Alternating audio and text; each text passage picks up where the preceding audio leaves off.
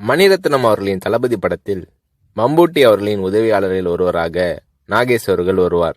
நாகேஷ் அவர்களிடம் 10 நாள் கால்ஷீட் வாங்கி இருந்த போதிலும் படத்தில் நாகேஷ் அவர்கள் நடித்த 3 காட்சிகள் மட்டுமே இடம்பெற்றிருந்தன.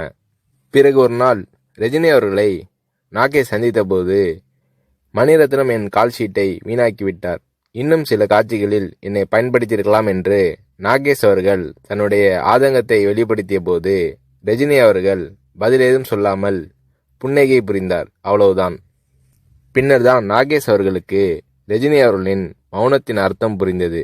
ரஜினி அவர்களிடம் பேசிக்கொண்டிருக்கும் போது அங்கே இல்லாத 3வது நபரை பற்றி குறை சொல்லி பேசினால் ரஜினி அவர்கள் அதை விரும்புவதில்லை.